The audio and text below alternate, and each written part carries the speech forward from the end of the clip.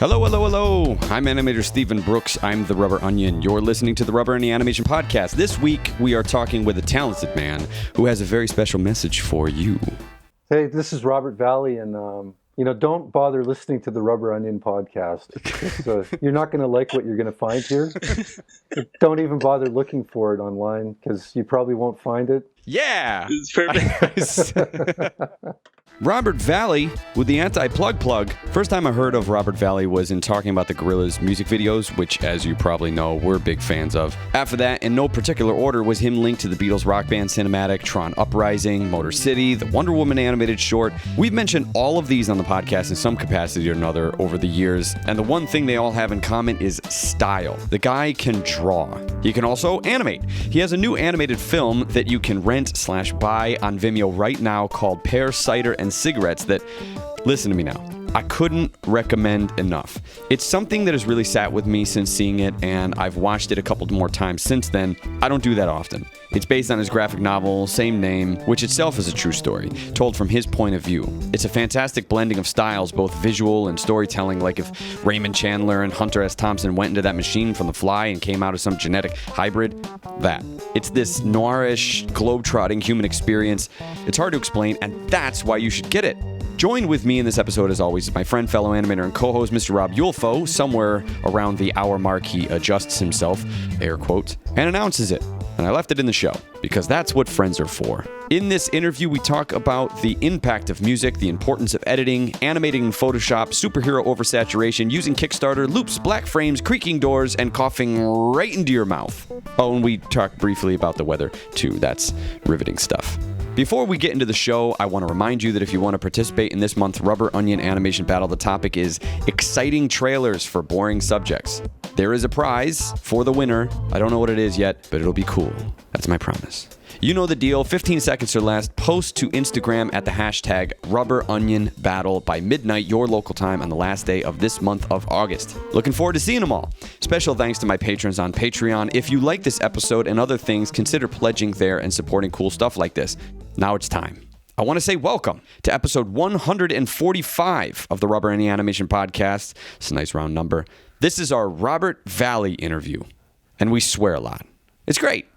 Enjoy.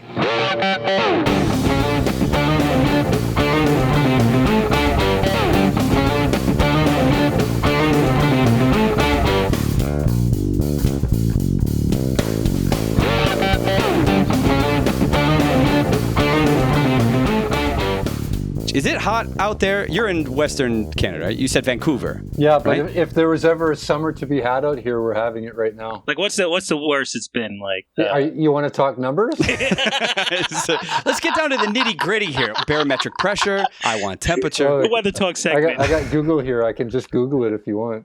It's all right. It's okay. I don't have that information like at my fingertips. No, That's how we start every interview. I actually wanted to start out with a real an actual question, which is, what do you have against Nickelback? And you know what? That was just off the cuff. It wasn't scripted, and it wasn't in the book. Oh, but you know what?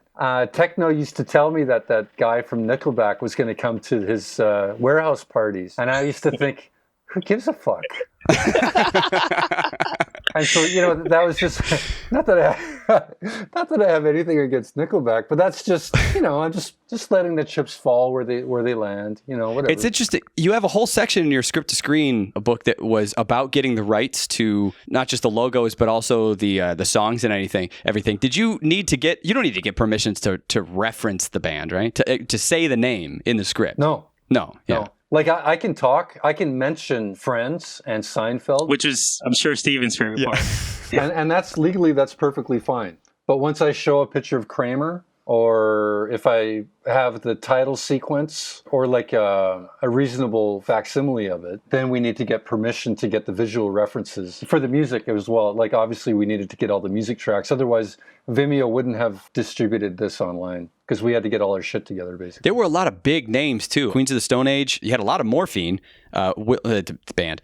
Wilco, Danny Warhol, Cypress Hill, Black Sabbath, Pink Floyd. That must have taken up most of your budget, no? Oh, it did. Well, the first thing, because towards the end of this production, this became a co-production with Passion Pictures in London, which I've worked a lot with those guys. So I felt comfortable kind of reaching out to some people that I'm, familiar with. And so Cara got on board, went to bat for this project, and because Cara Speller was Jamie Hewlett's producer on that Gorillaz music. He worked with Jamie Hewlett for about 8 years. She started off at Passion, and I guess when that last wave of Gorillaz work ended, she ended up back at Passion Pictures. So, of course, I thought, well, I want to work with Cara because she's got that Gorillaz mojo that might rub off on me a little bit. And that's seriously how simple my brain was working. And the first thing she did was she hired this fellow named Gary Welsh, who's a music supervisor. And it's really Gary who was able to secure all the music licensing that we needed. When I was working on the edits, which I did over the course of a couple of years, or, maybe up to 4 years, I was polishing the edits. And I was basically just putting songs in, not just songs that I liked, because that didn't necessarily work all the time. I was putting in songs that I was kind of listening to at the time. Right. Or, I was open to trying stuff out. Otherwise, I just would have put like Led Zeppelin and Black Sabbath songs in there. But that wasn't working. I had to have a range. And it had to be a range of songs that were composed, or at least that we were listening to back in the early 70s. Yeah. And songs that I was kind of listening to over the course of working on this project. It took me several years to finally button up the song list. It really wasn't something that I thought was attainable. I kind of thought that, well, maybe we might get a composer on board, and at least what I'm doing is I'm editing my animation to real rhythms, and I'm establishing tempo and mood and stuff like this, and texture. Yeah, I've heard a lot of editors do that in the editing room. We'll pick a song, like a temp track, and edit to it just to get the beat. Even if the music itself isn't going to be used in the final, they just use it to kind of get the visual rhythm to go. Oh, that's exactly it. Because if you were to edit something to music and then take the music out, theoretically, and I don't know if this is true or not, you would still sort of see a rhythm in the cutting. I believe that is absolutely true. Yeah. And I think animation and music has a really long history of working well together, not just editing, but I think with animation, it's kind of like storyboarding is the first time you take that, whatever that concept is in your brain and start to feed it out onto the paper. Yeah. And once you start taking that and putting it to time, either form an animatic or in terms of the animation, deciding when you're going to stop a loop that's already done or something along those lines. Yeah. The music is what helps bring that part out. Yeah. You're on a rhythmic cut. As soon as you're on an offbeat, that's surprising to the audience. That's where those jump scares come from that I hate so much in horror movies. Right, yeah, exactly. Like I think you'll notice a rhythm and you'll expect things to fall on that beat, and then you can start to play with that a little bit. But I was very much informed by the music, and I was also informed by the voiceover. Who did the voiceover? Was that you? Yeah, that was me. That was you? Yeah. It's very bassy, throaty, classic voiceover work. I was actually really impressed. That I was listening to it, and I'd heard some interviews with you, and I went, "Is that him? That's him." The night before, my son coughed in my mouth, and instead of being upset, I was like, "Oh, this is terrific." Yeah. And then the next morning, I woke up, and it was a whole octave lower, and I thought, "Oh, this doesn't sound like me at all. It's great." I knew that I had about a 24 or 36-hour window to work in. So then I phoned, my friend Colin Beadle, and he hooked me up with his friend Uwe here in Vancouver. And I just said, I got to record my voice right now. Cough in my mouth. I got some work to do. It was really a now or never type thing, because I knew this is my opportunity. If you watch the film, the voiceover from start to finish, it feels like it's the same read. Yeah, it does, yes. The sound mixed with the music and the voiceover and the sound, it just all came together quite nicely. What I had before was about 20 different reads from about 50 different recording sessions, because I would just sit here in front of my computer in the morning, and I would just record like a few sentences at a time. And that's just the way I was sort of bumping along with this project. As temp tracks, did it sound vastly different? It had the whole range of being good and bad, but it sounded like it was recorded from multiple different recording sessions. Right. Which I thought was kind of cool in a way, because it sort of felt like I was telling the story from a bunch of different perspectives. But a lot of people, they kind of complained and they thought they sounded like shite. So So I listened. Were you always planning on doing a voiceover, or did you have anyone in mind to do it at first? Or Well, there was some talk about getting some celebrity voiceover action going on. Like who? I don't know. Chris Christopherson. How about him? Ooh. He's got a deep-ass voice. Yeah, Rhodes Scholar. But, here's something about me which we could probably edit out later, or you can keep it in for all I care. But when I see a film and it has featuring the voices of so-and-so and so-and-so, oh boy. the first time that happened, I thought, oh, that's interesting. And now that's become part of this formulaic rollout of feature films. And it seems like you can't even get a project off the ground unless you secure those celebrity voices. Yeah, it's weird like that. And I actually think now, sometimes I'll watch a movie. I don't know if you feel this way, but sometimes I'll watch a movie and then afterward I'll go, who was that? And then I'll find out that it was some big name actor. And went, wow, they didn't sound anything like themselves. Just seems pointless, really. Would South Park get George Clooney to play a goat Stan's or something? dog. Stan's dog, that's right. To just bark. And they were rumored that Seinfeld wanted to be part of it, but they wanted him to be one of the turkeys in the Thanksgiving episode, and he refused to do it because they would just have Seinfeld go gobble gobble gobble gobble gobble gobble gobble. Yeah, okay. I knew you were going to do it. I wanted to cut you off. Yeah, so I guess Chris Christopherson actually wouldn't have been a bad thing. I know what you're saying though. Well, I've just grown weary of that formula, basically, and so I guess I was kind of looking at those South Park guys, which I really hold in high regard, and I thought, oh, fuck, those guys just do their own voices. And you know what? They were good at it, and then they got really good at it. And the only reason that happened is because they kept doing it over and over again, as opposed to getting someone else doing it. So I wanted to give myself an opportunity to tell my own story. And in fact, somebody was complaining that, this is great. I came across this thread on Facebook the other day, and somebody said, yeah, whoever did that voiceover sucks, man. He must have graduated from the William Shatner of stilted acting. William Shatner? I just replied, I went, yeah, man, that guy sucks, but... Someone should cough in his mouth. I was thinking, why can't I tell my own story? Because I'm not a professional. What you get from my voiceover it's the ring of truth. Yeah. I would think, unless maybe a really professional actor could pull this off, but there's something about somebody telling their own story that sounds authentic to me. That's what I was going after. I completely agree. And I think because the story's so personal, which, by the way, I didn't know how personal the story was. I mean, I didn't really know too much about it going into it.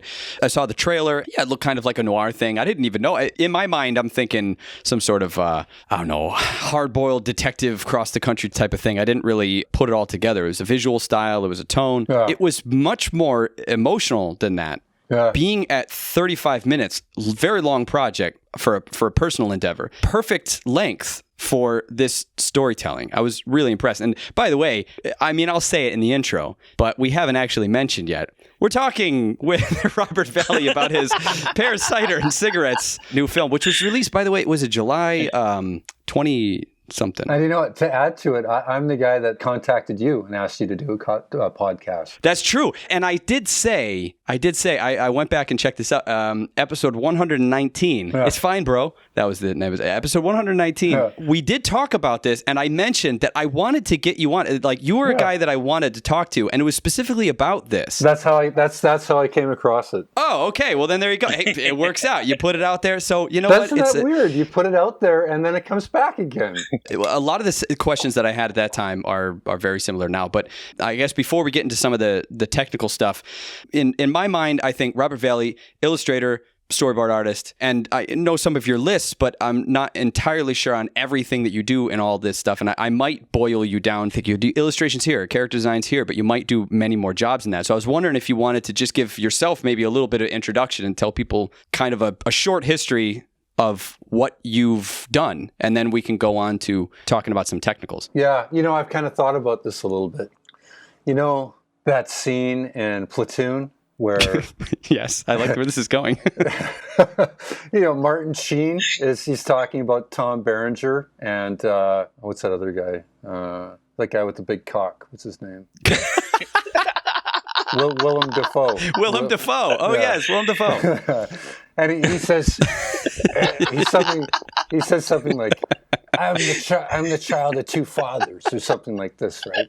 And do you recall that scene? I think I do. Yeah. So basically, he's boiled himself down to being the result of two different influences. Mm-hmm. For me, I have the same thing going on, and those two influences would be Peter Chung on one extreme end and Jamie Hewlett on the other extreme end. Tank Girl. Yeah. So okay. Eon Flux on one end and Tank Girl and Gorillas on the other end. I can see it. Yeah. Oh, definitely. You've had a long relationship with the two of them. Would you say they're kind of like mentors? Definitely. Because Peter was like my first boss when I started working professionally. He was definitely a mentor of mine. On his end of the spectrum is a kind of elongated, a little bit manga influenced, kind of realistic style with a lot of detail. Sure. On the Jamie Hewlett end is sort of more of a Jack Davis, a graphic, simplified, yet kind of hip. It's totally different. So I sort of fall in between those two extremes in a way. But, to answer your question, I started off in advertising in San Francisco, and I did that for a while, sort of cutting my teeth. We were working on just commercials, and that was great because every 3 months would be a pretty good commercial schedule. You would be working stylistically on a different spot. Sometimes it would be kind of cartoony, and sometimes it would be more realistic, and sometimes it'd be like graphically very stylized. So you're kind of just working in different styles. So it's helpful in the beginning because you're kind of exploring maybe what you want to do or exploring different styles, different workflows. And you're exploring other people's styles and trying to draw like them. Like it's basically being a style chameleon for the first few years. Gradually I started to boil it down to, at the time I was interested in Mike Mignola and Milo Manara and a little bit of Mobius. I mixed that in with these Frank Frazetta and Jack Kirby influences that I always had. You just start to mash that stuff up in a weird cocktail, right? Yeah. And then out the other end of the sausage machine, slowly you start to grind out your own style, through animation, because animation was always my bread and butter. That's how you just do it over and over and over and over and over again. You start to hammer your style out. Now, did you go to school for animation or for illustration? Animation, but I always wanted to be a comic book artist. I was always interested in both things. You mentioned Eon Flux, Gorillas. You already brought those two up. Also, the Beatles rock band. Was it the opening cinematic or all the interstitials in between as well? No, we just did an opening and a closing cinematic as well. Oh, I haven't gotten to the closing cinematic. Tron Uprising, Motor City, and the Wonder Woman short, which I know we talked about on the show, and I couldn't find it. But I know we talked about it. We love that. You worked on all those, correct? Yeah. I had a pretty good run over in London, over at Passion Pictures, working with Pete Candeland for the most part. And Pete and I, and sometimes Jamie, if it was a Gorillas job, but it wasn't always with Jamie, because Pete had his own thing going on there. He was getting some pretty good work on the heels of that first Gorillas album. Sure. And, he kind of gathered a crew together. That included myself and Alberto Mielgo, some other people. And the jobs were good. It all sort of culminated in that Beatles rock band job. And I was kind of like the designer and animation director on that stuff. That kind of led into the Dance Central cinematics, which I did after that, which I directed. There was kind of a quiet time after that because my wife was pregnant and we had a son. And so we kind of landed on our feet in Los Angeles. And then I got hired by Charlie Bean, and Alberto also got hired to work on Tron Uprising. Basically, I think the brief to Charlie was, Disney said, we want to do something that doesn't look like Disney. Okay. And so he looked past the whole Disney culture and, in fact, beyond the whole LA animation culture. He sort of handpicked myself and Alberto from London to come to Los Angeles. And I'm sorry, am I the only one hearing that? Is there a ghost entering your room? I just sort of... do you want me to... I thought someone's sneaking up behind you. I don't know. We don't see your video. Hold on a second. I'm going to put a chair by the door here. Hold on a second. It's creepy. But, from Tron Uprising started this wave of design work after that. That included Motor City. But the thing is with me, because I like to animate, I don't just want to do designs and then not be part of the production after that. Yeah. So the best thing for me would be to animate and board a production and then do the animation. So, that's not possible on a big production, but it is possible on something like Wonder Woman. That was the idea, was try to do the whole production like right here in our living room with a very small crew. Did you decide to take on Wonder Woman? I'm just kind of extending this out. Maybe it was subconscious, but brought Aeon Flux and Tank Girl. Was this your? You know what? I can bring something to Wonder Woman. Kind of extend the theme from my mentors. Well. Is that why she appealed to you as a character? Well, you know what? There's not a lot of those characters in that DC universe that I would spend any time on at all. Not a DC person, huh? Or are you just not a superhero person? No. Well, look, I had my time of collecting Marvel comics. Sure. I did all that stuff, but I always hated the DC universe. I thought it was shit. We should get Rob Pratt on the call right now and have him fight it out over Superman. I still think it's shit. Yeah. So you're not a fan of the new movies then, I assume? No, I don't watch superhero movies. I'm sick of that shit too. I've reached oversaturation levels. For Christ's sake, everything's a fucking superhero movie these days. Yeah. It's a little overwhelming. Yeah, the first couple of movies, I was like, oh my God, it's like an Alex Ross comic come to life. You know what I mean? Oh, yeah. And then you kind of get that thrill of, wow, this is what this would look like in the real world. Well, speaking of that, you wouldn't want to see maybe Kingdom Come on the screen? If that were the last superhero movie that they would ever do, would you say that you'd just pick that one? Just do that one and be done with it? No, fuck, I hate Superman. I hate all those guys. Batman can fucking suck my dick. Wonder Woman is kind of cool. No, she's not cool.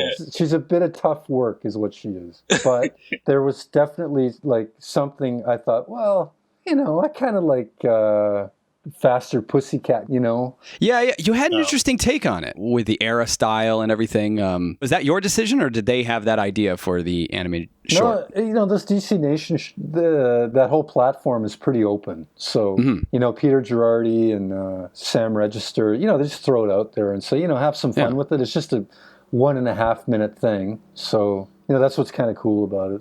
That did interest me. I think that's one of the things that we talked about when it came up was all the different directions that they were taking. It was an interesting idea to take something that, look, you got the movies, you got the comic books, it's saturated in this way. But I will say one of the interesting things that I always like and I talk about with comic books is that you can follow artists, you can follow authors, and when a new team takes over a comic, it happens less in independent comics because usually they take it and they run with it. But in the larger comics, when a new team takes over, it's the same character but a different style. And I thought that was kind of an interesting extension of that with the DC shorts, was giving it to a new team, kind of. Yeah, totally. And there's so many people out there. Like once you start dipping your finger in like these properties that have existed for a long time, you're really getting both ends of it. Like people were like, "Oh, this is different and cool." And other people were like, "Oh, this is terrible. What are you doing?" This is different and cool. This is different and sucks. Yeah, exactly. But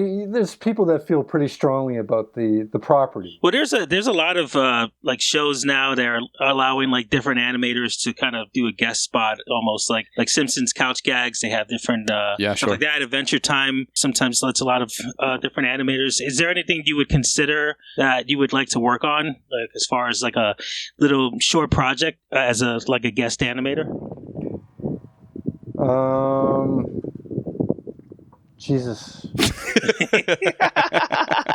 don't know. This is why Rob doesn't talk very much on the podcast. I'm like an empty vessel right now, man.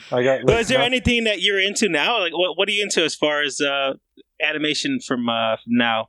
Jesus, I haven't really seen a lot of animation lately. That's okay. That happens a lot. That seems to be the most common answer to that question, because we do ask that a lot. And I'm the same way. I mean, sometimes I have to watch it because we got to talk about it, But if you create it, sometimes you kind of don't want to stay away from it. Like seriously, I sit here because I'm always listening to YouTube is what I do, right? All right. I'm not listening to animation. I'm not watching animation. I'm listening to Joe Rogan talk about UFC. That's funny. I was listening to Joe Rogan before we started recording this. What, his podcast? Yeah. The Joe Rogan Experience. Yeah. I'm getting a bit oversaturated with that UFC stuff these days too, man. I think he is too, to be honest. I don't think he's going to be doing it for much longer. It's like every week now. My God. Like 5-6 years ago, it was like Chuck Liddell is fighting, and that's the only UFC event for like 3 months. See, I don't really watch UFC because every time someone even I see anything on the timeline, it's usually someone breaking a leg horribly. No, it's not usually. The guy who got his face dented in, and then the guy threw a Pokeball at him. Stop. that happened. Those are two cases. Yeah. You got to understand, you're coming into this. Let me tell you something about Rob. Rob was born with a club foot. Yeah. And he had surgery for a couple of years ago. And it just so happened he was recovering from it when a person by the name of Anderson Silva got his shin broken in a UFC fight. And so everyone was sharing it with him, and now he's salty on it. But so you listen to podcasts then, is what you do when you work? I do, yeah. I listen to Hardcore History. That Dan Carlin stuff is good. I love that idea of what he's doing with that, because he puts those podcasts out for free. He spends months putting together one of those hardcore history things. Yeah. And then he's just kind of relying on people's like better nature. There's little reminders like, you should probably pay $1 an episode. There's something kind of cool about that. I wanted to go through your list of things that you did, because what I wanted to do is kind of get back to your film and talk about some of the technical stuff of it. Okay. We talked about the music. The music really played into the tone. It played into the feeling a lot. And the first thing I thought of was noir. But then the more that I watched it, like that was what I felt when I watched the trailer, and definitely some of the images in the beginning and the pacing, the tone, the way the voiceover was over the film. But then it kind of felt like a little bit more of a human path story, like Hunter S. Thompson On the Road kind of thing, mashed up with one of those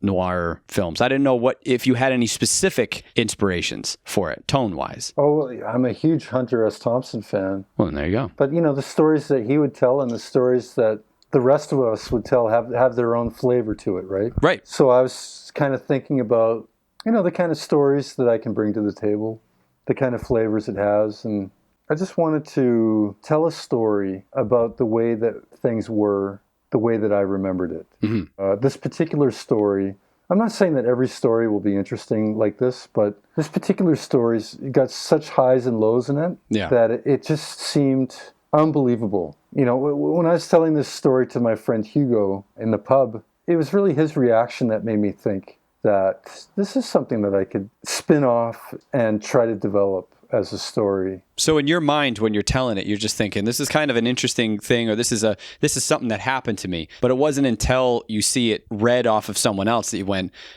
oh, this is unique. Well, that's exactly it. Because the way I was telling the story to Hugo was as if there's just two people standing around having a drink and telling a story. And I thought I would like to take that sort of conversational way of telling a story, and I would like to expand on that. Ideally, I was hoping to try to tell the whole story the same way that I was telling the story to Hugo. Not with a lot of emotional investment, because that's not the way you really tell a story. You just kind of tell a story like, oh man, you won't believe what happened to me. This happened, and then, oh my God, and then this happened. You're just kind of telling the story. I was trying to remove all that emotional stuff out of it, kind of leave it just with the facts on the table, and you can make up your own decision. But I'm not trying to like spoon feed the content to you. I'm not going to give you the sad music at the sad part of the film. Mm-hmm.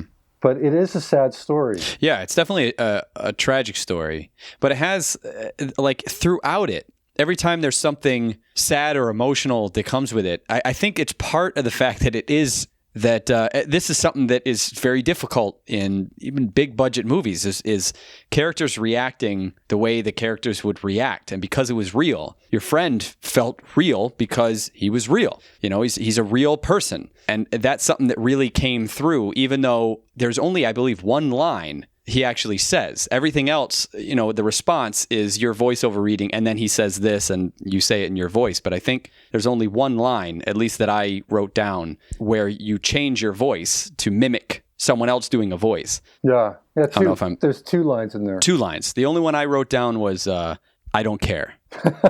That's what he used to say all the time. And see, that's the thing, is choosing to accent that. I believe it was in that it says he just responded with his favorite answer. I don't care. Yeah, that was just his default answer. I'm not trying to like paint this character to be like, it is what it is, right? Like, you're either going to like Techno or you're not going to like him. It really comes out that way. That's what I mean. I don't know how you felt, Rob, but when I was watching, there is this feeling. I think because you're the storyteller, it's because you're telling the facts, and because you're telling it goes from here to here to here, and through first person perspective. I don't know if actually I'm trying to recall if we see your face. You see the back of my head at one point. Okay, see the back of your head. Yeah. When you are trying to help out, he keeps relapsing or does something. You want this to succeed. I don't want to give away. It actually really did affect me after I watched it, thinking about the choices that we make and the situations that we're in. And, you had two goals in the beginning, get him to stop drinking and bring him back to Vancouver. And, it's a half an hour film, and I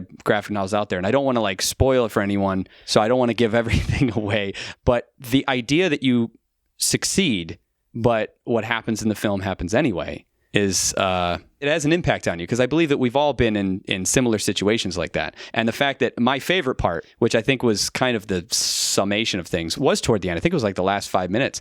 Yeah, I know, because I took it. Yeah. You just kind of sit on that for a second. And that was the summation of all this up and down, where it was just, well, yeah, I took it. Yeah. Techno was tough work, man. And but this is the thing. We all have people in our lives which are addicted to things. Some of them are alcoholics, and some of them are drug addicts, and it's like you're not all there, really. If you got part of your brain thinking about where you're going to get your next drink from, you're kind of not really present in what's happening. It very much seemed like, in as much as I was spending all this time with Techno, it felt like he was kind of vacant in a way. He wasn't. He wasn't really all there. He was just thinking about trying to give me the slip, trying to fucking get a drink from somewhere. I don't know, man. It just seemed like we were trying to save him, and he was just trying to kill himself. That kind of frustration is just part of the that ordeal that I'm trying to get across. Dealing with somebody that has addiction problems, and I'm not saying I'm any better than anybody else. Right. But I think it's something that most of us can kind of relate to in a way, to one extreme or another. It's scary how relatable it was while watching it. How many friends I dealt with to similar situations, and just how tough it is, because sometimes you when someone's an alcoholic, you want to drink too, and you want to celebrate, but you want them to know hey, we could hang out and not have to do that. Yeah. There was a line in there that was something along the lines of I hated being the cop, but I was really good at it. Well, I was really good at it. Yeah. I was pouring his liquor out in the garbage can, and yeah. Although he did have a point. He's getting his liver. He's waiting on his liver, and he's like, "Well, I'm getting a new one, so I don't need to protect this one." And there's a weird kind of logic there. Well, apparently, Dr. Lee said that he had to dry up for about a month or so before he could receive a new liver. He had to get to a certain level in order to receive the new liver. Uh-huh. That was the real struggle, is trying to get him to willingly give up the drink for a month without any foreseeable liver coming down the pipeline. It's just, if it was a guaranteed thing, it would be well, yeah, I'm going to totally do that. But this was you got to stop drinking because maybe a liver might come in the next month or so. So it was all very abstract and kind of unclear as to how things were going to go. We just tried to sort of situate him in a way that, we were just getting him, along the right track. Sure enough, he did. As far as I'm aware of, he did kind of sober up for a while, and the best intentions. Yeah. But I could tell, as soon as he started to recover and that liver started to really kick in and his condition started to improve, I could tell he started to think about slipping into old ways. The frustration of the day-to-day, when you're there and you're doing it, and was the cat real or was that a metaphor? Because that was perfect. That was real. There's nothing in there that didn't happen. Because that line where you're remove the cat from the room every day, what the fuck? You had no idea where this stupid cat was coming from. Just kept coming back. I know, that was ridiculous. That was one of the main reasons I had to go to China, and I had to get rid of that cat. It's amazing. Everything in it felt so real. And that was the one thing that just felt, this is like an ominous metaphor for this vice that keeps coming back. It just, you can't get it away. Everything you do, you throw it away, you physically remove it. And at one point, I think there's a moment where you see someone just kind of drop the cat in the room. Like, where'd you come from? Like, how did you get in? Who's delivering this cat back? Like, anything you do, you can't get rid of that damn cat. I know, my friend Hugh, who kind of looks for signs and things. Yeah. He was kind of looking at that and telling me like, oh no, that's a sign of something there, because he's telling me all about black cats and stuff. And my response to that was, maybe, but it's just a cat. You could apply significance to it, I suppose. Right. But in a movie, in a film, the fact that that was in there, it did feel, and I don't know if you meant to do it or if it was just an odd occurrence that when that was happening, but it worked really well to mirror that, because at the same time you're trying to keep them clean, and the fact that you're on this routine of making sure that something gets done every day, and in there is that damn cat. Yeah, well, I think that the story, obviously, without that, it probably would have been a bit bleak in the second half. Right. I could tell, like, when I project this with an audience, the cat always gets a few laughs, so it kind of lightens things up a little bit. And I think it's necessary, because in as much as it is a sad story, there was little bits of humor that was kind of part of the whole thing as well. So trying to ride that kind of fine line between humor and this kind of desperate situation was kind of like that balance that I was trying to strike on this film. You really did. And I also think that the visual style helped, because I was looking at the loops and the reused images. There were some angles, for instance, whether he's driving or riding on a motorcycle, same, the logos on the back, the running, the diving from different angles, things like that were kind of reused. I don't know if it was just a product that it just kind of helped, but the fact that there was this theme of recurring problems that like wouldn't go away, the loops and the reused animation and the reused and repurposed visuals actually really, really helped sell that whole thing. Especially, okay, so the cat, the running. But I mean, even Seinfeld with George always at the booth, like every one of those episodes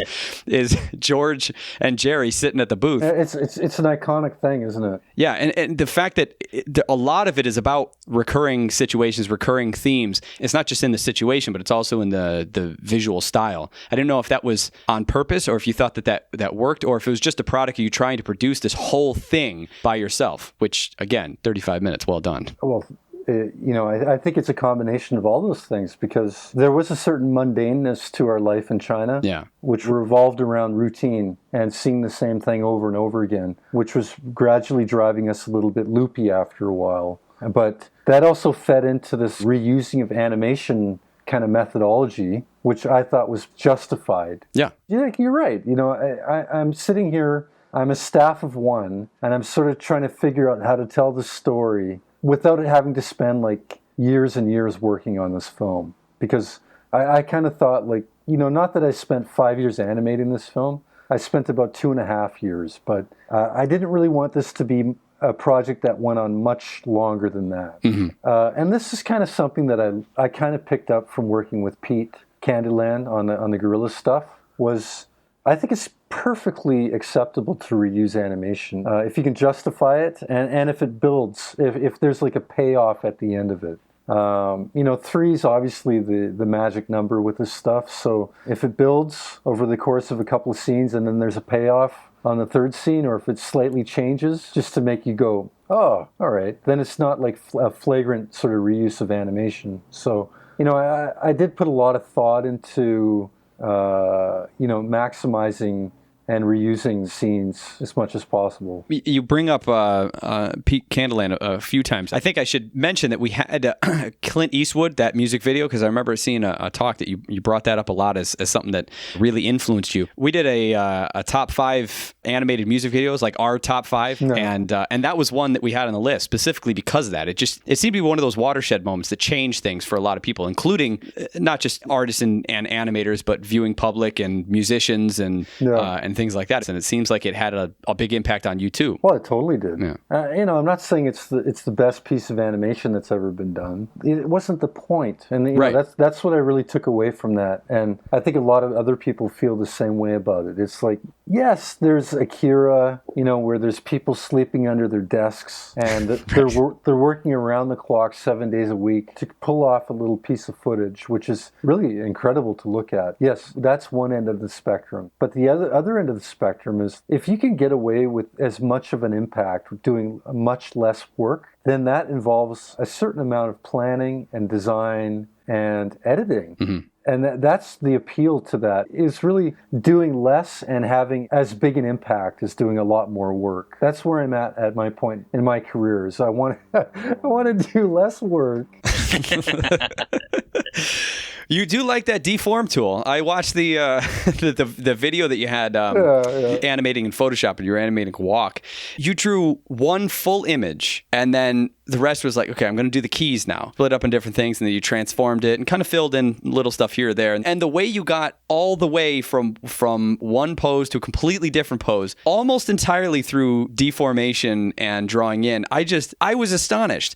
And I don't necessarily think, I don't know, it doesn't look like less work exactly. It's just less need to be specific, because you already rendered it basically with the texture and the gradient and everything. You're morphing it so as to keep that visual render without having to redraw the lines and everything. Well, it's a lot less pencil mileage. Yeah, definitely. It's a lot like stop motion, but without the destruction of the previous image. Like, you can always go back and change it, but the way you're doing it is by mostly moving it around. Yeah, it does feel a bit like stop motion when I'm doing it. Like, because when you sit down and you're doing a scene, it feels like you're kind of in the middle of a performance. Not that there's a whole lot of acting taking place, but the performance is like pulling off the scene. Right. If you kind of screw up in the middle of it, then it kind of doesn't work. But that definitely speeded up production by, I don't have like an accurate percentage, but it just seemed to me like a lot of animation is spent redrawing the same line over and over again. Sure. And then depending on how that line is drawn, it could be super accurate, or it could be a little bit, it could boil. Flicker and flange a little bit. Yeah, but stylistically, that's all right. Yeah, I think that's okay. But, the look I'm trying to get at is kind of like moving a rendered piece of animation. That's the thing that I've always been really interested in. And if I was to try to recreate the gray tones and, the gradients and all the highlights and stuff over and over again, then I think like the flicker in all the gradient areas, it would be flashing so much that it would look unacceptable. Yeah. And so by using the same piece of artwork and just adding when you need it, it seems to like smooth all that stuff out, because really all you're doing is like moving one piece of artwork and adding more artwork as you need it. So like hopefully it has a look of like it's kind of fully animated, but it should have a look like it's also fully rendered and moving at the same time. That's the look that I'm going after, because in the past it's always been like, oh, we got to do the line work. Okay, and then now we scan the line work and we get the effects guys to come in and do the gray tones or do the shadow mats and the highlights. And we get the shadow mats and the highlights, scan those in, we composite them in. We can do a bit of a soft kind of blur on that, and so everything's blurry. And then that's the way it looks. But what I want blurry and I want hard shadow mats, and that's the rendering kind of look that I'm going after. Mm-hmm. Oh, I see. Yeah, I want blurry and hard. It's funny because when you're a kid, you look at like comics and illustrations and stuff, and I just imagine in the past, like, wow, in order to animate this or to make this move and look exactly the same way would be impossible. And just seeing your work, it just reminds me of that. Like just this, like straight from the page. If you were just seeing the actual. The illustrations. Illustration. I feel like this is the beginning of a commercial. Now with Photoshop, you can. Well, in the past, I've been approached about some commercial work where the agency would say, we want to do this in the style of a Simon Bisley painting. We'd sit down and we'd just be like, what the? We have no way of pulling this off with 2D. We could pull off the line work, but all the rendering and the stuff that really makes it look realistic and rendered was not something that we could pull off. And then that's really what I was, when I started to tap onto this methodology, that's what I was really getting excited about. Like basically animating a fully rendered butt cheek from point A to point B, and maintaining that level of roundness in it. I was like, oh, look at this! Is like looks nice and round, and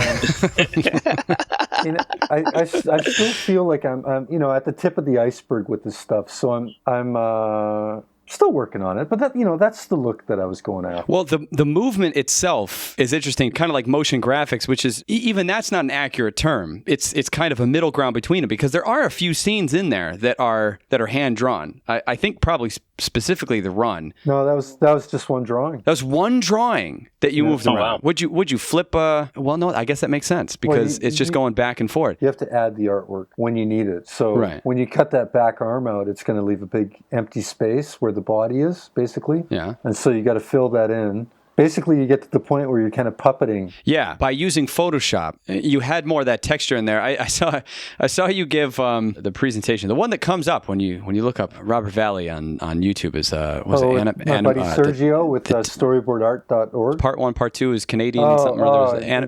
T.O. or is it Animatic T.O. in Toronto? Yeah, that one. You were mentioning a lot about noise and how you love the Photoshop noise filter.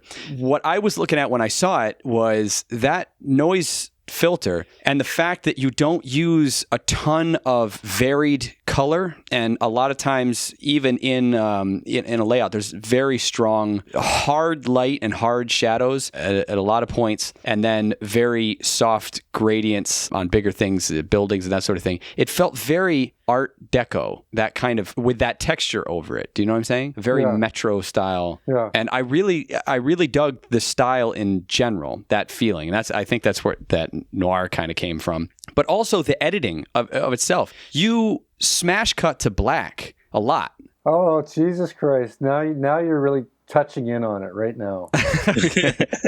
I try to do this sometimes to get people away from the thought that frame by frame on ones is not the only way to animate. And there's a lot of different things that you add to the overall tone and the feel that give a full presence. And that smash cut was one of them. Yeah. That's great that you're picking up on that, because in as much as getting beyond the animation shortcuts, which I was using, the editing shortcuts as well really streamline the whole production on this film. Because, like, let's say, for example, there's a guy, this Techno, and he's drinking his beer. Mm-hmm. Basically, like, the next comic panel, because this is where I'm getting it from, they're my comic panels, right? The next comic panel, maybe he's, like, in a different position. He might be sitting up with the beer down, out of frame or whatever. To get, like, from one position to another really involves a lot of that time-consuming, like, in-betweening type of posing, right? Yeah. And really, what does that buy you? You're just getting from one pose to another. So basically, I just cut all that shit out.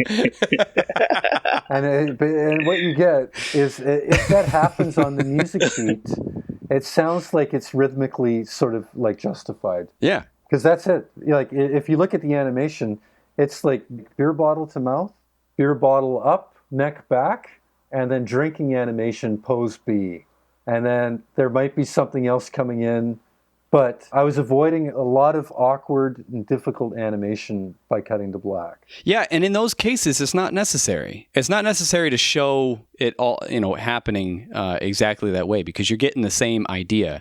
And also, I think that it helps visually kind of keep in that theme of repetition. Because if you're smash cutting to black, if in your example of someone drinking beer, if you see it, he's drinking the beer and the hand goes down. Well, that's all one motion. But if you just see him drinking beer and his hand down, there's nothing. I mean, you're putting those two things together, but there's a subconscious level that you're not entirely sure if that's all one shot. Maybe this is two different times. Maybe it's just he's drinking a lot of beer. Yeah, something along those lines. It gives you an idea that you're not selling the idea of one sip. Well, you know what? Something needs to move. Yeah, but it doesn't need to be the most impossible thing that has to move all the time. Now, having said that, I had to pick and choose the places where I was going to spend like a week or so on a scene, but that wasn't going to be every scene. That's not the way this film was going to get done in a 2.5-year animation schedule.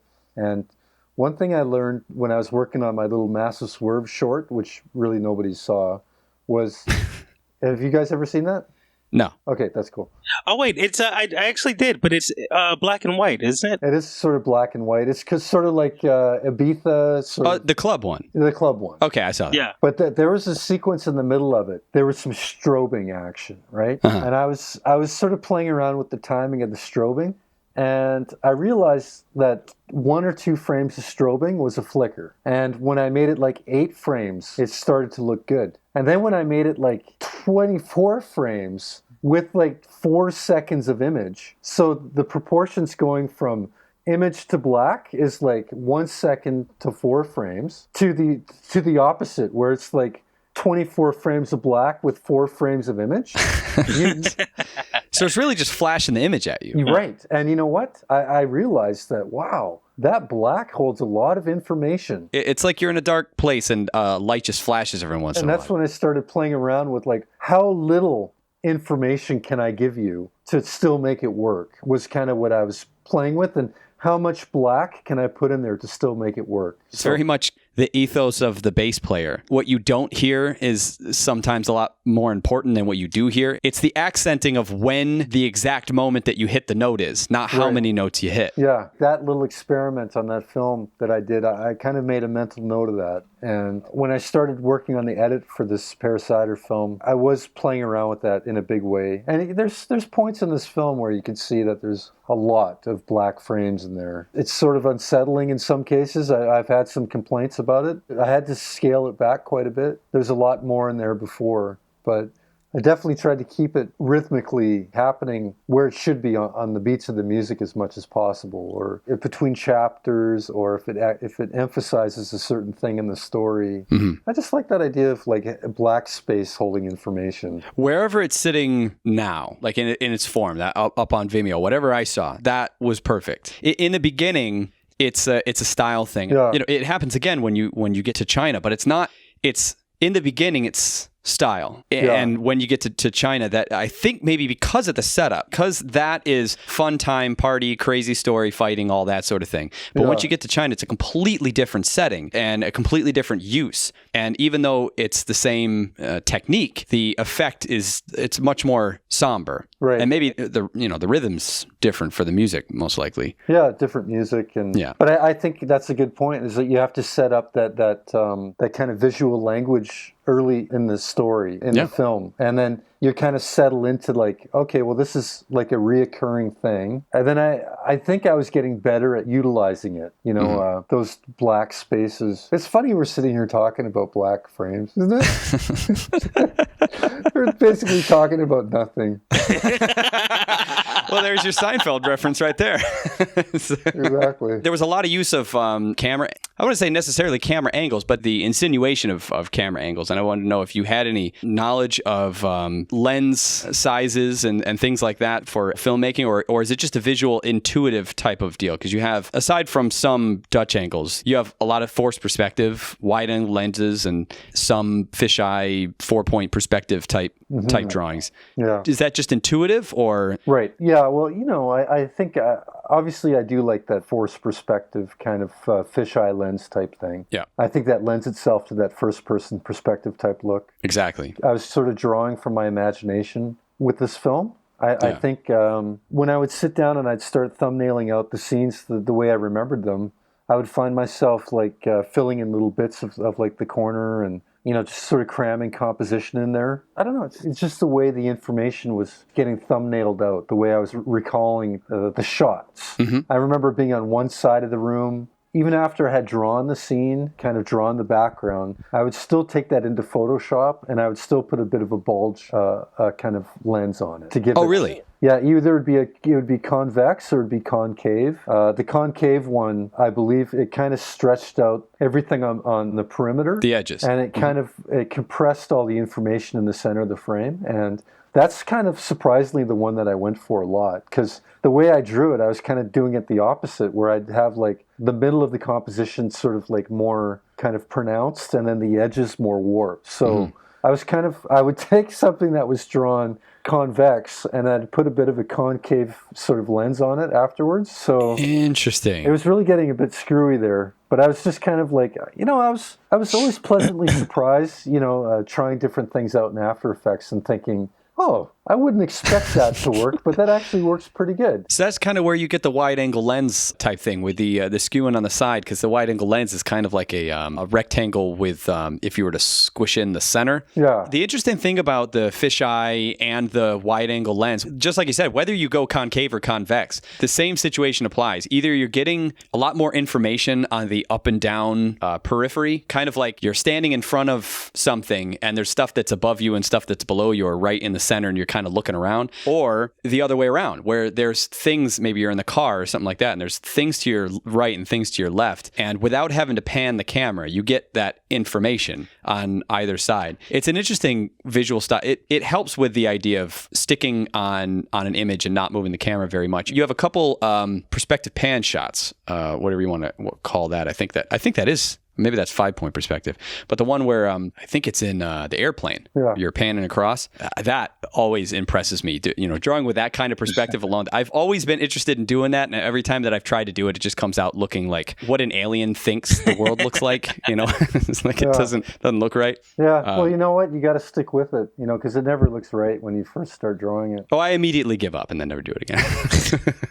No. For such a long time, I was focusing on getting perspective correct, and now kind of doing it the other way, where it's not really about making incorrect, but trying different setups and warping and that sort of thing. Yeah, exactly. Well, that gives things like a weird kind of look to it. To me, it's kind of interesting, that kind of skewed perspective. And when people comment about my work stylistically, that's one of the things that keeps coming up, is like, it just looks a little warped or skewed, or the word perspective comes in a lot. So, I'm more than happy just to continue going down that direction if it's sort of, if it gets people's attention, or it's a hook. It's a hook. It's a little bit of a hook, yeah. And definitely that first-person perspective thing is something that I've been doing for a long time. Like, sort of, obviously, if I get a storyboard, I'm not going to storyboard everything in first person. Right. If I'm telling my own story, it's hard for me to move the camera outside of myself, to sort of include myself in those stories. That just seems a bit weird to me. Rob, you look like you were aiming to... I didn't want to cut you. Oh, no, I was adjusting myself. We're going to go from here. Well, I don't know. You just talked about adjusting your balls. You can follow up with that any way you want. How do I follow that statement? Well...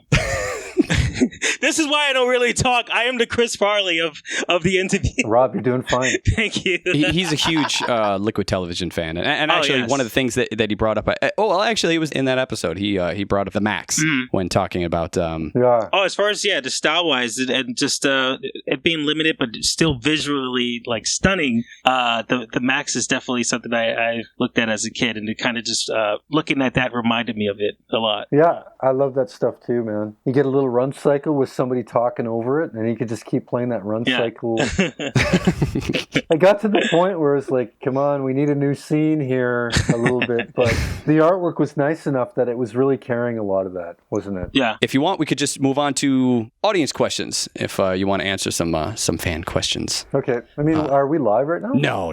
These are submitted from the past. Oh, okay, sure. So let's see. I'll start with Facebook here. Chris Guido, Guido Chris. He says, big fan of Valley's stylistic approach to his projects. My question is, where does he draw inspiration from? Any particular artist work that drives his own style? And you had already mentioned Jamie Hewlett and I don't want to get his name wrong. Peter Chung. Peter Chung, thank you. Yes. By the way, I wasn't aware of this, that he also was the lead character designer for Teenage Mutant Ninja Turtles. So yeah, that's true. Yeah. Brings it right back. I'm big Teenage Mutant Ninja Turtles fan on this show right here.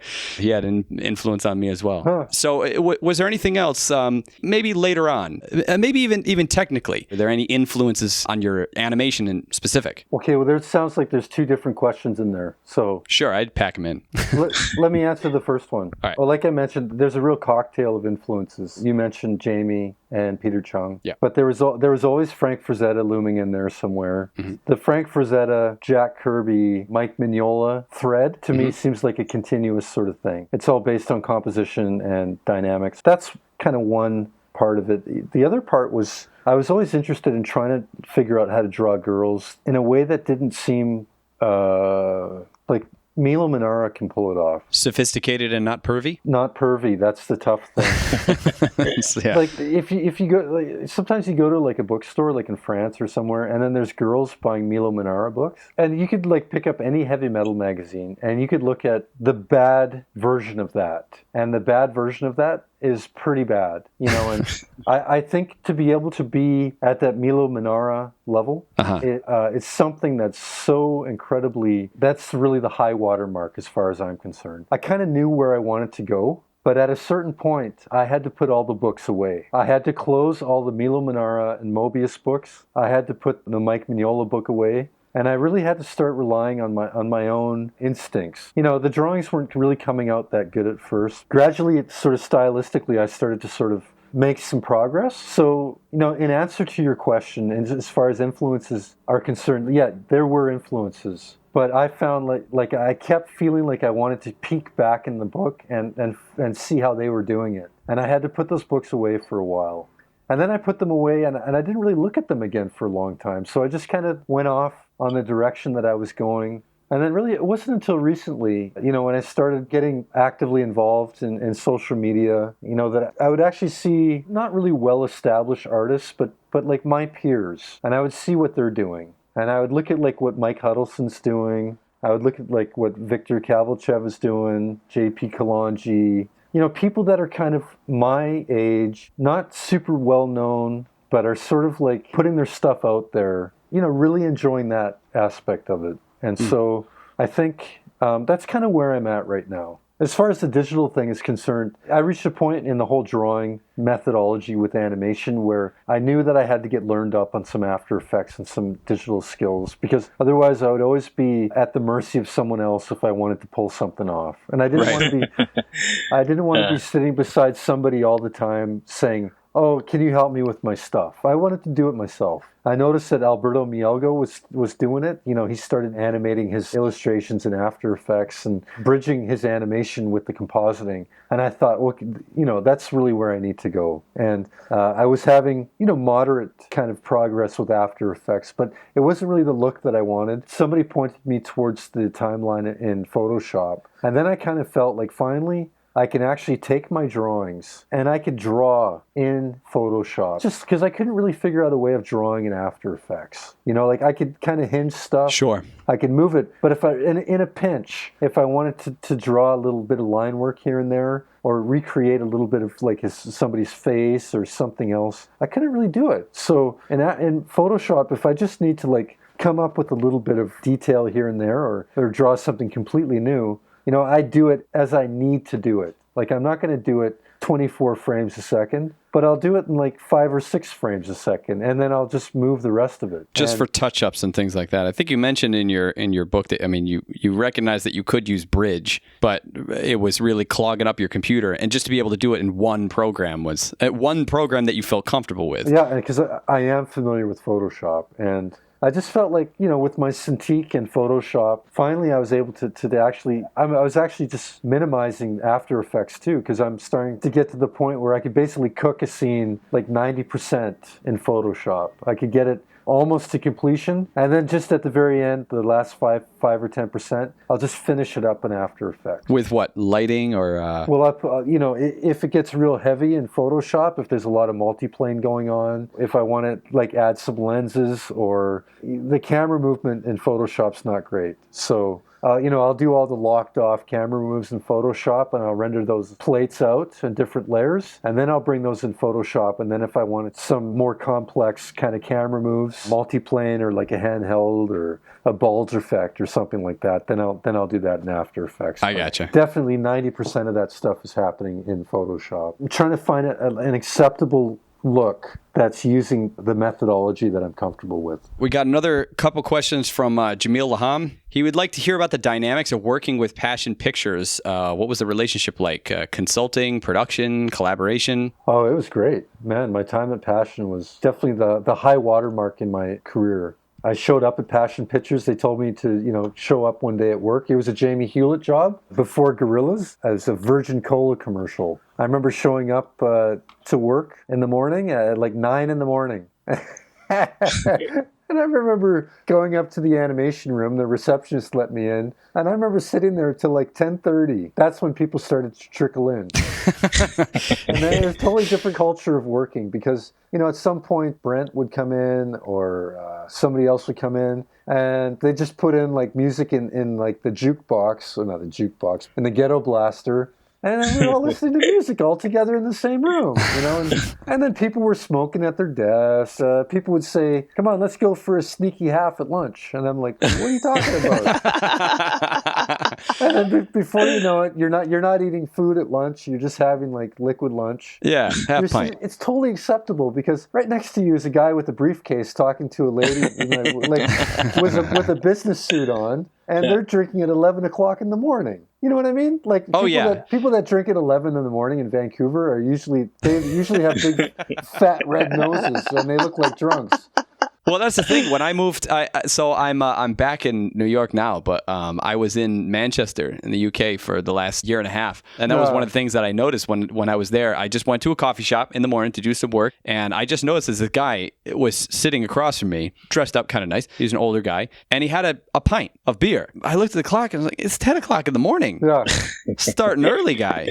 That's I know, but that was just it. That was the culture. It just felt like nobody works till 5, so I would be out and people would be already going to pubs and things by 4 o'clock, which means they had to leave by 3:30. Jesus, that sounds like a short work day, doesn't it? That sounds amazing. It does sound like a short work day. I was thinking I can't get anything done. But then here I am, hopping from coffee shop to coffee shop, working from 8 in the morning until like 8 at night. And I'm going, why am I doing this? I think that motivates you to get the work done faster. So, the faster you work, the faster you can go out and drink at 3 p.m. Oh, yeah. There's no way I could sit at my desk and hear everybody like laughing across the street at the pub.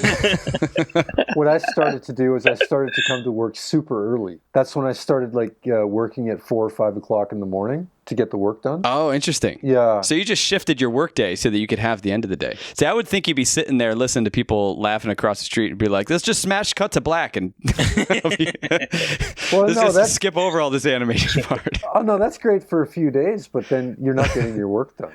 Right. Some people, they work around it by, they work on the weekend. Other people, they don't go to the pub. Me, I work in the morning. That's how I sort of solved that little problem. But, that first job, it was a directing job. I was the animation director with Jamie Hewlett. So that was fun. He was cool. And it was a great time. When the guerrilla stuff happened, I was out of the country. I was back in San Francisco, and I kind of missed the boat on that early guerrilla stuff. Pete Candeland, luckily was the director on that stuff because he took that in a direction that I completely would not have ever imagined. And when I came back to London, I was quite happy just to put everything aside and just kind of go with the way that stuff was going because I loved the look of it. Gradually we started to sink our teeth deeper and deeper into different bits of work. I was involved in various different capacities from animator to animation director, and gradually I started to direct again towards the end in London, but it seemed like I was always kind of third man on the totem pole.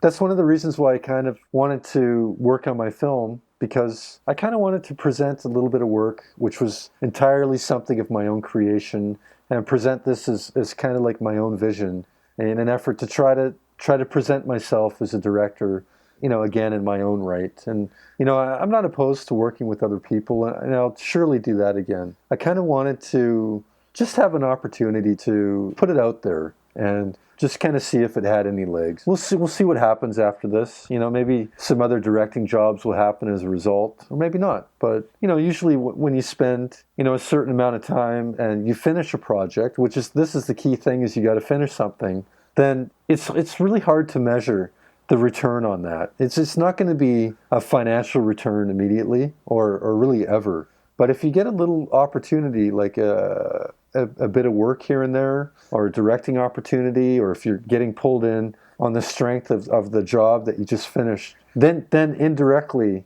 and almost intangibly, you're getting a return on that investment. So I'm sort of right at the beginning of this next little stage of my career. Well, it's actually a good transition because the last question that we had was about Kickstarter of Pear Cider and Cigarettes. We didn't really touch too much on that. You talk a lot about it in the script to screen book that you have, the ebook that you have, which I don't know, can people still buy that straight up off of your website or? Oh, no, you can get that on my website, robertvalley.com. I really recommend that people get that. There's a lot of information in there. And the cool thing is there's links in there as well. So you do talk about the Kickstarter in there. So I would direct people there for a more in-depth exploration of what your experiences were. Yeah. But if you just want to give maybe some kind of what maybe your summation was of what'd you figure out as I was going to say first time, but actually it's your second time, right? Their first time was to finish one of the volumes of the book, and then the second time was in order to finish the video, the movie. That's right. Yeah. So Kickstarter's been a huge part of the way that this production was completed.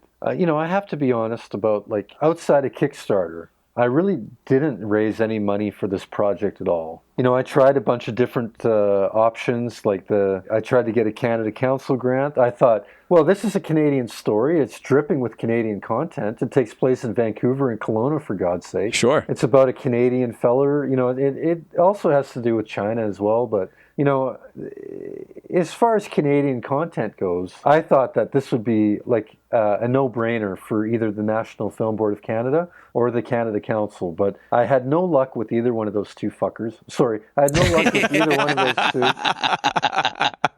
You can keep that in. But I also had no luck with, like, Netflix or Hulu or anything else. Like, it's just then I thought, well, okay, that's fine.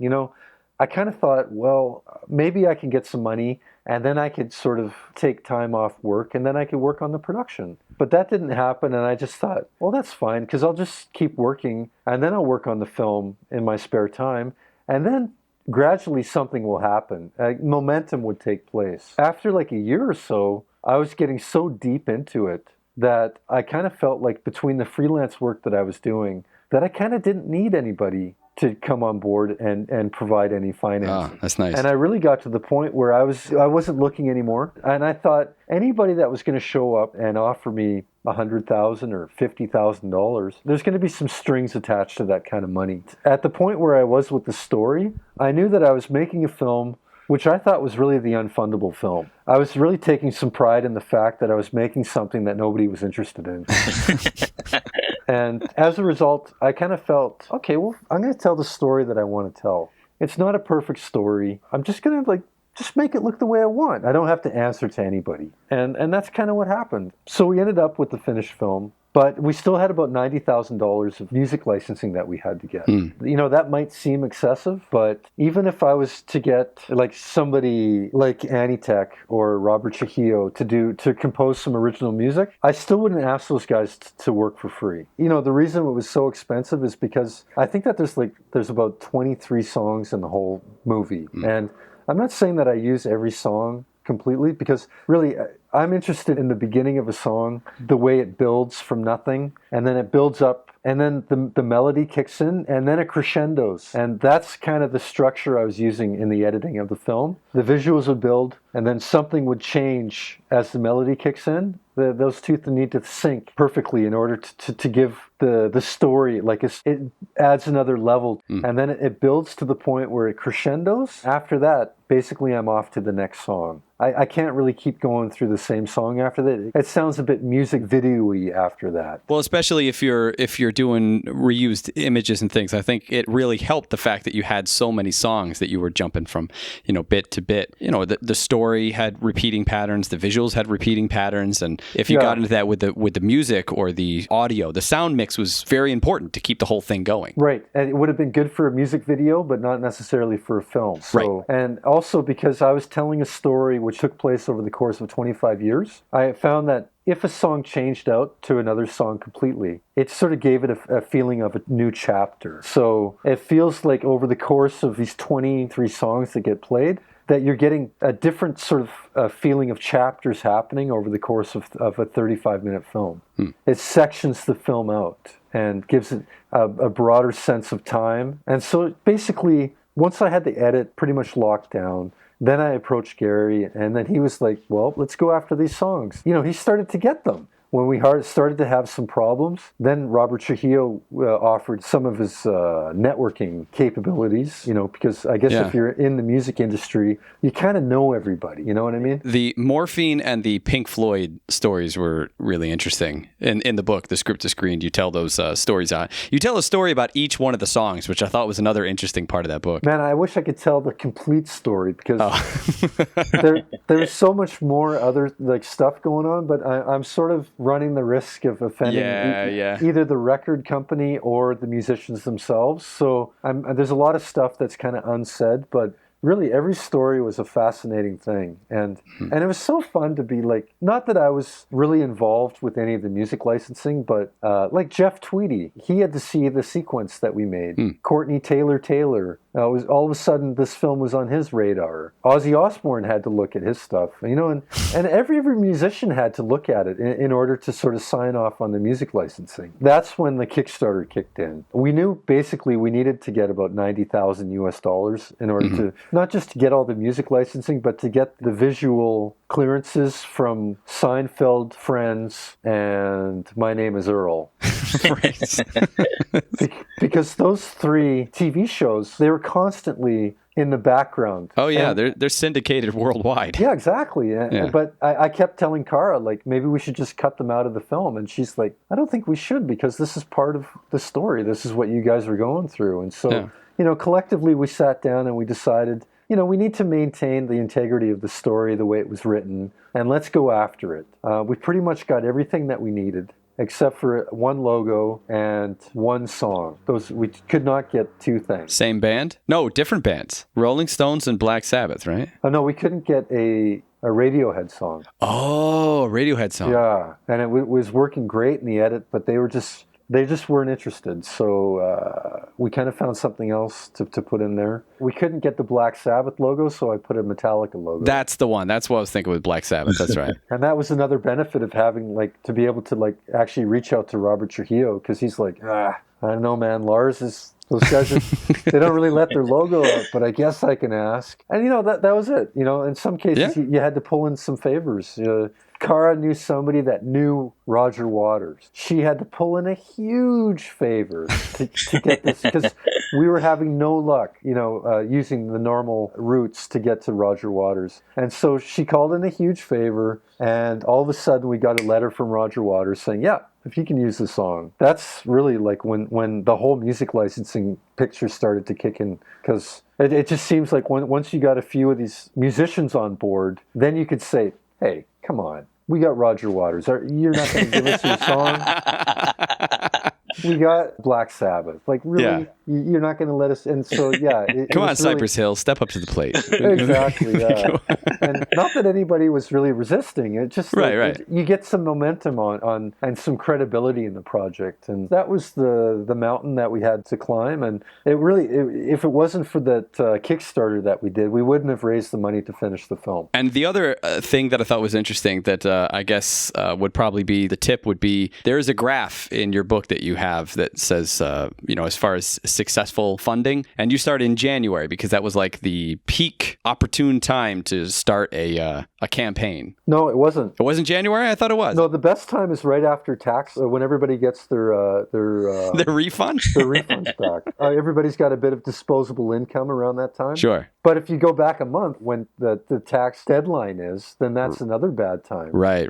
January's, it was about 16 or 20% better than December for obvious reasons. But obviously people are back at work. Christmas holidays, they're a memory by this time. They've usually got their first or second paycheck because they've been back at work. And you kind of really, I was looking at things in those kind of terms. And I couldn't really push it off further, past February in terms of finishing the Kickstarter campaign. There's lots of information readily available on the internet in regards to the best time to kick off your campaign, and definitely the deeper into January you go, the better off you're going to be. And I was working on all my social media, and everybody works their social media in a different way. I kind of border on, I don't want to offend people. Except for DC. And I got no problem with DC. Those guys are cool. I'm just not a big superhero fan. But you got to work it. For sure, you got to work it. Yeah. It wasn't tough. It really was. People were really getting behind the project in a way that they do on these crowdfunding campaigns. There's a real sense of like, yeah, let's pull together. Let's help get the word out and sharing links and funding it. And it was a real campaign the way it came together. And I just can't stress like how important that campaign was, and really how, on one hand, how stressful it was, but on the other hand, how incredibly enjoyable it was at the same time. What was the reaction of just family and friends of Techno? Well, I gave the books, the graphic novels, to Techno's friends, they're pretty good friends of mine. I see them quite often, and his sister. And so, I'm friends of the family, basically. I made the books available to them. I gave them a copy, and I signed it to them. And Mr. Techno didn't like the books so much, but Mrs. Techno liked them quite a bit. Part of me thought that maybe they might be interested in knowing what happened in China and seeing, how the story played out. Because this is a part of the story that they weren't really familiar with. And I think it was accepted with a little bit of like intrigue and curiosity. But I think there was also something there that was a part of the story that was something that they didn't really want to know. Yeah, I understand, yeah. When I started the film, I told Techno's parents that, look, I'm going to make a film. And they gave me their blessing and they said, go ahead and, do whatever you need to do. It's okay with us. But I didn't really feel like they wanted to really be in the loop. I have a feeling like they had their own feelings about the way things went down. I felt like I was kind of kicking up the dust in a way by opening it up again. So, as a kind of respectful thing to them, I made them aware of it, but I didn't really drag them into the whole process. Mm-hmm. Yeah. I just had a perfect transition out, and that was like, but honestly, I think that was kind of a better way to end it, because I'm not kidding. I mean, I think because it's being so close to the process, knowing how movies are made and how they're structured and looking at them on technical aspects and things, getting moved in any way, it's not like strong emotion. It's the stuff that kind of is something that kind of sneaks up on you a little bit. And it was very true. I guess that's probably the best way to describe it. And it did affect me. So I think that's probably a good way to leave off on is recognizing that this was a true story. This all happened. And that's why the expression comes across the way that it does. It's because it's you. Man, I totally appreciate that. And, I'm so glad that, you guys took a look at it, that we can talk about it. Somebody wrote me a letter today, like as a message on Vimeo. Can I read it to you? Yeah, absolutely. It's pretty funny. I love it. Where is it? I can't find that comment. Oh, no. Oh, I was really curious now. I was going through some animation podcasts, and I was looking at some of them, and I just thought, I don't know. I came across yours, and I kind of liked I just thought it would be a good fit, So that's why I kind of reached out to you guys, and the fact that you kind of mentioned this project a few months ago, I just want to say thanks a lot for doing this podcast. And you know what? I just found the letter right here. Well, put that on your diary, Stephen. Yeah. Thank you very much. I'm going to cut that up and save that in mind. I might play that on the beginning of every episode. All right. So what was the? Here, okay. What was the comment? I really appreciate that, by the way. Thanks. This is from a fellow in Mexico. He says, "Hey, Rob, first of all, I want to say I love the movie. I watched with my girlfriend, and in the end, she cried."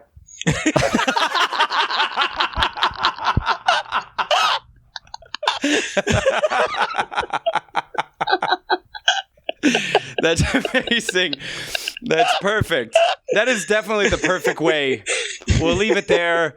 Thank you so much for being on the show and talking with us and dissecting your work. And I think, honestly, it's definitely one of the better indie productions that I've seen in a while. And one of my favorite things that I've seen this year. I couldn't recommend it enough. As a matter of fact, I'm going to get the graphic novels so I can read it and check it out. Because I kind of want to see, how we didn't even talk about how you set up the panels and storyboards, because I had, questions on the, not crossing the line, and, setting up comic panels are so different if you have them side by side. But, we touched on some good things, totally. Which I haven't talked before about the editing and that kind of thing. There's only so much you can talk about in a couple hours. Yeah, right? Absolutely. If I'm out in Vancouver, and I expect to be wined and dined at some point. If either one of you guys show up at the airport, I'll pick you up. Oh, sweet. Deal. Done. Got it recorded. So you want to leave off, continuing the social media thing and letting people know, the various places where they can follow you and how they can get your stuff, and especially the film. You know what? I'm going to do the anti-promotion thing and say I'm not going to bother doing that. All right. Look at that. Because it probably wouldn't interest you anyways, so don't even bother looking for it. And you know what I mean? Everybody's always pushing their shit all the time, and I'm going to try not to do it. I like it. Right. I like it. The reverse psychology version of social media is just. I like the idea of just creating a Twitter and just be like, "Don't follow me." Yeah, don't follow me. Don't bother trying to find this movie. You won't find it, and you probably won't like it anyway. I love it. Oh man, this is great. Thanks for talking with us, Robert. So I can say Robert, because Robert Valley, and on behalf of Rob, yes. I thank you as well. Okay, Rob, Steve, it's good to talk to you guys. And that'll do it for this episode of the RubberOnion Animation Podcast. But wait, there's more. I have to tell you to give me money at patreon.com/RubberOnion, and that'll help me continue making cool stuff like this and other things like animated shorts, tutorials, etc. But you know what? You can support for free. Just hop on over to iTunes, search RubberOnion, it's one word, and give this podcast a review because it really helps.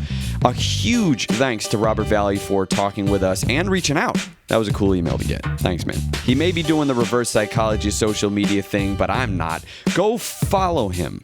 Robert Valley on Facebook and Vimeo, Robert_Valley on Instagram, and Massive Swerve on Twitter.